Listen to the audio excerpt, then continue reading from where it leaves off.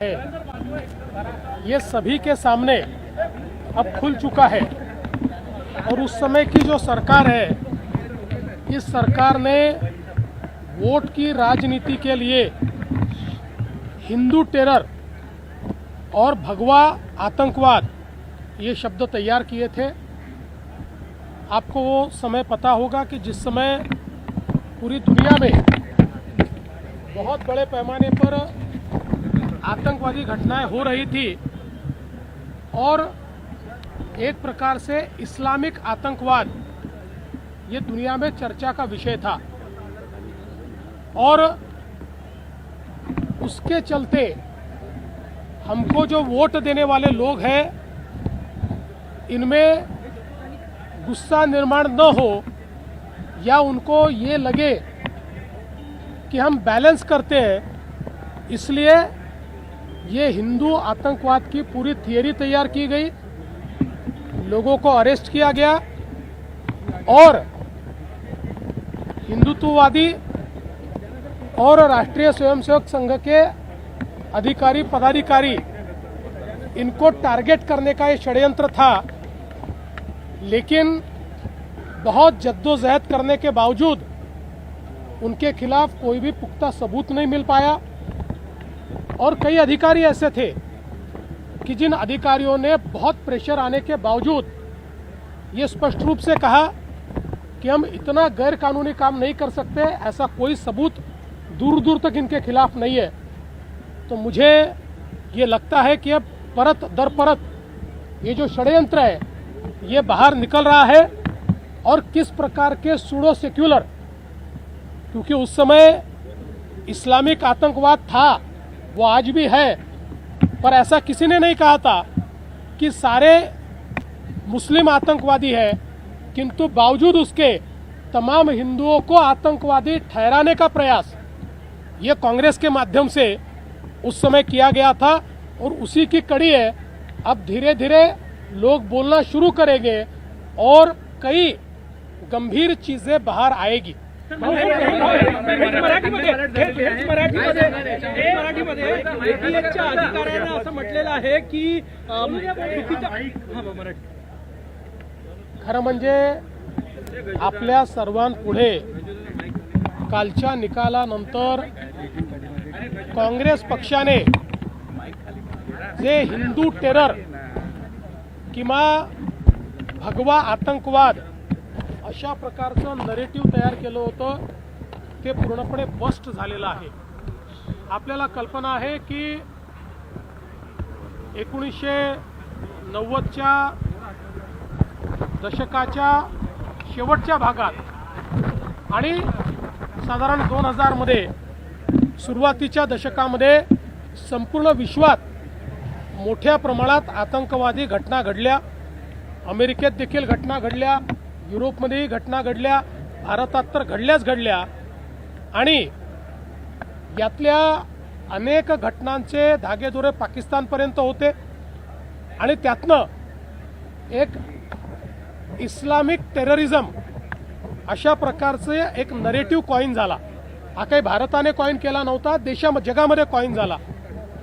भारतामध्ये या नरेटिव्हचा आपल्या वोट बँकेवर विपरीत परिणाम होतो आहे, अशा प्रकारे काँग्रेसला लक्षात आलं।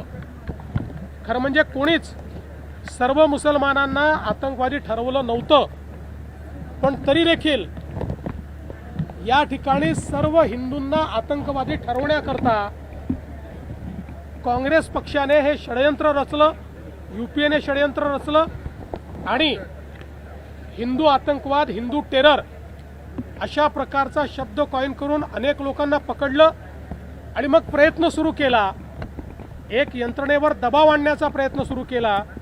हिंदुत्ववादी संघटना आणि विशेषतः राष्ट्रीय स्वयंसेवक संघ याचे अधिकारी किंवा विचार परिवारातील अन्य संघटनांचे पदाधिकारी हे कसे या सगळ्या भगव्या आतंकवादामध्ये सामील आहेत अशा प्रकारचं षड्यंत्र तयार करण्याचा प्रयत्न झाला, पण त्याचे दूर दूरपर्यंत कुठलेही पुरावे त्यांना मिळाले नाही। पुराव्या अभावी ही कारवाई करा अशा प्रकारचा दबावही त्यावेळी पोलीस यंत्रणेवर होता, पण पोलीस यंत्रणेतले अनेक प्रमुख अधिकारी हे त्या दबावाला बळी पडले नाहीत आणि म्हणून मला असं वाटतं की पुढची कारवाई होऊ शकली नाही. अन्यथा हे खूप डीप रूटेड, खोल रुतलेलं अशा प्रकारचं षडयंत्र होतं. मात्र आता त्याचा पर्दाफाश झाला आणि हळूहळू यातल्या सगळ्या घटना बाहेर येतील आणि कशा प्रकारे त्यावेळच्या देशातल्या सरकारने आणि राज्यातल्या सरकारने हिंदूंना आतंकवादी ठरवून हिंदू संघटनांना बॅन करण्याकरता, हिंदू संघटनांना संपवण्याकरता एक प्रयत्न उभा केला होता, हे यातनं लक्षात येतं. पृथ्वीराज चौहान ने ऐसा कहा है कि भगवा जो कलर है वो शिवाजी महाराज का है, इसलिए भगवा आतंकवाद न कहे, सनातनी आतंकवाद कहे।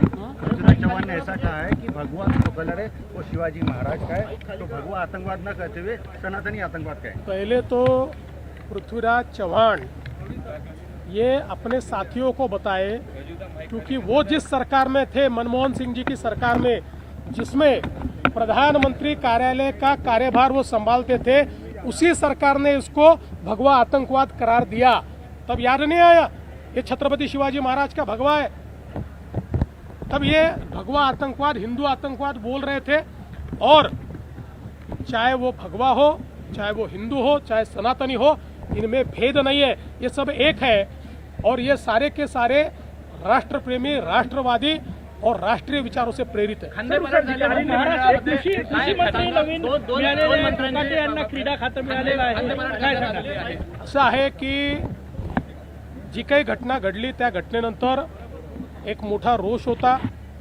त्या संदर्भात सन्माननीय अजितदादा पवार आणि आमचे दुसरे उपमुख्यमंत्री एकनाथराव शिंदे आम्ही सगळ्यांनी चर्चा केली आणि चर्चेअंती हा निर्णय घेतलेला आहे आणि म्हणून त्यांचं खातं हे बदललेलं आहे, त्यांना दुसरं खातं दिलं आहे आणि कृषी खातं हे मामा भरणेंना देण्यात आले। अजून असा बदल होऊ शकतो का? कारण शिंदे गटातल्या मंत्र्यांवर देखील नाराजी आहे। आता तरी दुसरा कुठलाही बदल या ठिकाणी होईल अशी चर्चा नाही।